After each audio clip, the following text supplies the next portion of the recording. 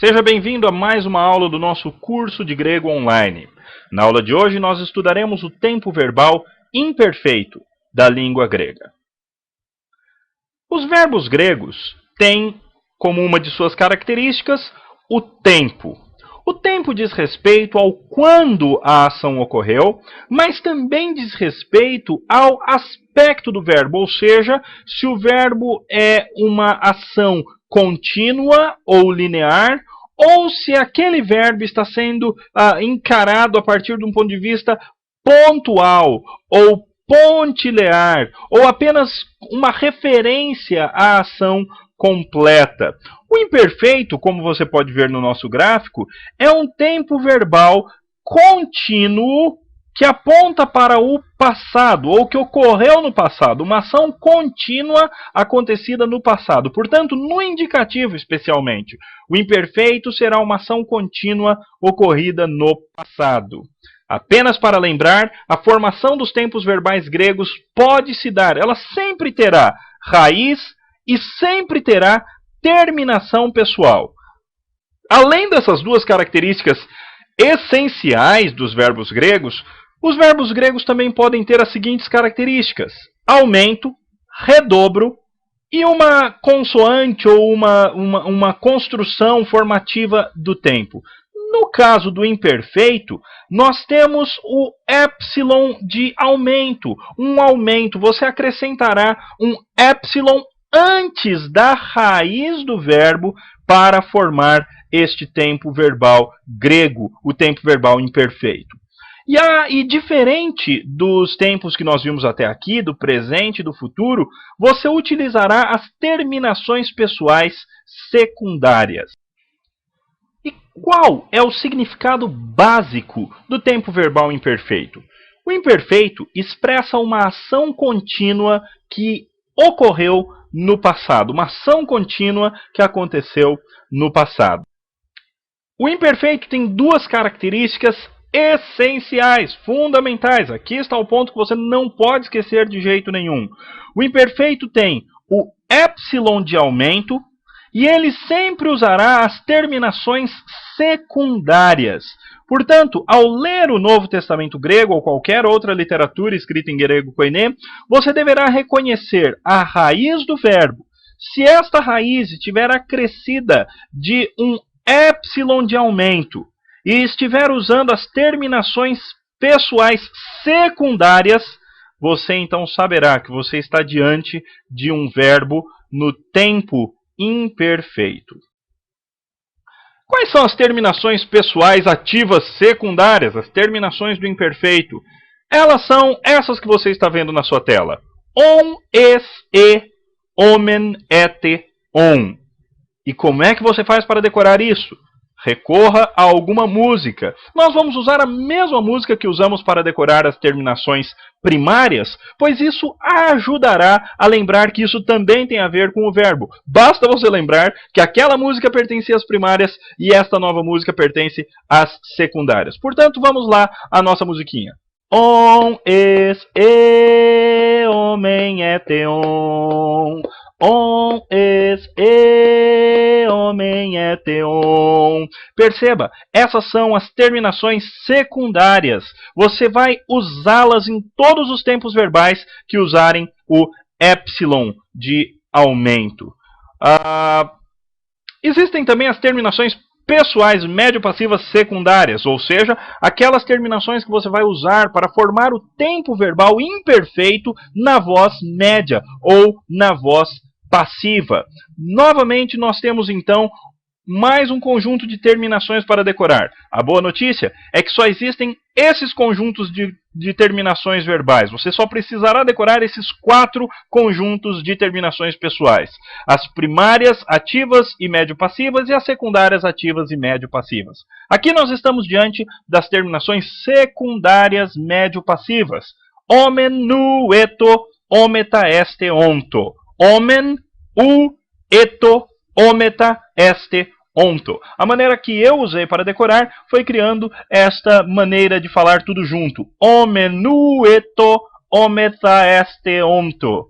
Omen, eto, ometa este onto. Se você repetir isso 300 vezes, com certeza você vai decorar quais são as terminações pessoais médio-passivas secundárias. Novamente, lembre-se, decorando essas terminações, você vai usá-las não apenas para o tempo verbal imperfeito, mas também para outros tempos verbais.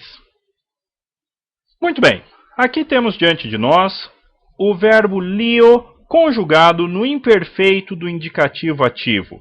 Nós temos, portanto, o epsilon de aumento e temos também as terminações secundárias ativas. Portanto, Elion, eu estava soltando. Elies, tu estavas soltando. Elie, ele estava soltando. Eliomen, nós estávamos soltando. Eliete, vós estáveis soltando. E Elion, eles estavam soltando. Note que nós temos aqui, então, na tradução, as pessoas, evidentemente, e nós temos a ideia de algo acontecendo no passado e durante um tempo, de maneira contínua. Eu estava soltando. Essa é a ideia básica do tempo verbal imperfeito. O tempo verbal imperfeito do indicativo médio passivo fica assim conjugado. Lembra, as terminações são omenueto ometa este onto. Portanto, eliomen, eu estava sendo solto. Eliu, tu estavas sendo solto. Elieto, ele estava sendo solto. Eliometa, nós estávamos sendo soltos. Elieste, vós estáveis sendo soltos. Elionto, eles estavam sendo soltos. Note que aqui nós traduzimos o imperfeito do indicativo passivo. O sujeito sofre a ação do verbo. Mas a mesma forma verbal é também o imperfeito do indicativo médio. E, portanto, como é que ficaria a tradução? Ficaria da seguinte maneira. Eliomen, eu estava me soltando. Aqui nós estamos traduzindo o médio como o reflexivo no português. Eliu, tu estavas te soltando. Elietu, ele estava se soltando. Eliometa, nós estávamos nos soltando. Elieste, vós estáveis vos soltando. E Elionto, eles estavam se soltando. Mas a voz média, ela pode ter também a ideia de acréscimo de ênfase. E neste caso, a tradução ficaria assim. Eliomen, eu estava soltando com empenho, tu estava soltando com empenho, ele estava soltando com empenho, e assim por diante. Ao colocar a expressão com empenho, ou qualquer outra expressão que indique intensidade, então essa também é uma possível tradução do médio. Mas como eu vou saber quando traduzir o médio como ênfase, ou como reflexivo, ou como fazer a voz passiva? O contexto é que será determinante para você decidir se vai traduzir a voz média ou passiva e como você fará essa tradução. Muito bem, mais uma regrinha importante.